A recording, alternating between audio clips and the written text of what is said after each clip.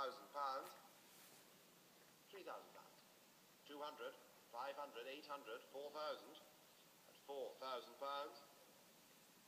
4,000, £4,000, so £4,000, 4,000, £4,000, any more? The basic law of the art market is that art has no intrinsic value, no value as material. Its price reflects only two things, desire and scarcity.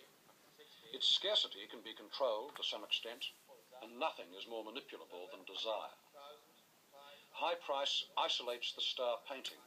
It makes it a curiosity, a celebrity, and like other celebrities, both famous and only partly visible. You can't walk into a museum and look at a picture which you know has been rammed down your throat in the newspapers only a month or a year ago, that this picture's just fetched 2, 3, in the case of the Velasquez in the Metropolitan Museum, fetched $5.5 million. You can't look at that picture and totally put that out of your mind. You must be wondering, good heavens, is that really worth $5.5 million? And however marvellous the work of art is, this element must cloud your thinking quite heavily. In fact, it must dominate your thinking. It's rather like a pretty girl. You look at a pretty girl, that's lovely. Then you're suddenly told she's a gillionaires. Now, this can, I'm sure it shouldn't, but there's no question in some way, it affects your thinking. It may affect it advantageously or disadvantageously. I mean, I'm sure if you're a gentlemanly man, if you're a gentleman, you should totally ignore it, but it's impossible. And it's the same sort of thing. It does cloud your thinking, for better or for worse, and I'm sure in many cases, probably all cases, for worse. And works of art now have become rather like gold ingots. People just look at them and say, gosh.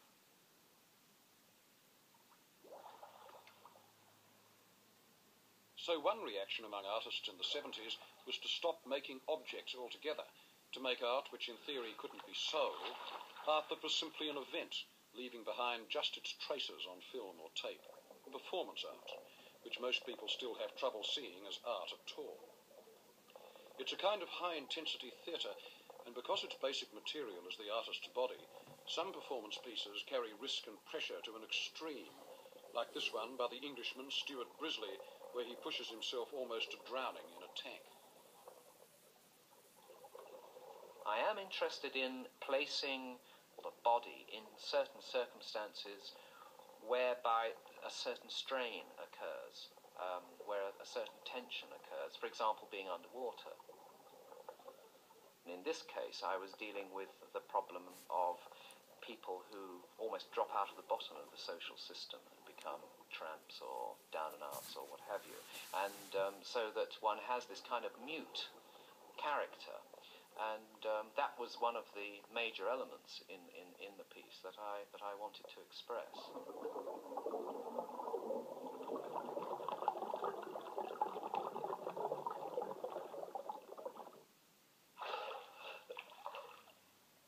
You can see what tradition such work belongs to. It's expressionism. But today, expressionism has collapsed inwards, leaving only one theme, the portrait, the artist himself, his own body, seen both as subject and as object. If you wanted to find the crossing points between the earlier romanticism of American art and the narcissism of the 70s, this would certainly be one of them. This is the mirror room designed by the artist Lucas Samaras in 1966. Now, despite photography and all the other ways that we have of capturing an image, the mirror is still the main way that we have of inspecting our own bodies. And for Samaras, the image in the mirror was both himself and somebody else, an audience, reacting to what he did. So the mirror is a kind of magical split in the world of human relationships. But to see yourself multiply forever inside a glass cube, that is a tremendous feat of narcissism. Even the table and the chair throw back little facets of oneself, and their own shape gets quite lost in this maze of reflections. Meanwhile, the reflections are infinite, and they make up this huge crystalline panorama, like the night sky, like outer space, something very much bigger than the self, but artificial at the same time. When camera or videotape replace the mirror, you have body body art. Its ancestry lies 50 years back, when Marcel Duchamp had a star shaved on the back of his head and pretended to be old Nick the Devil with the help of shaving cream.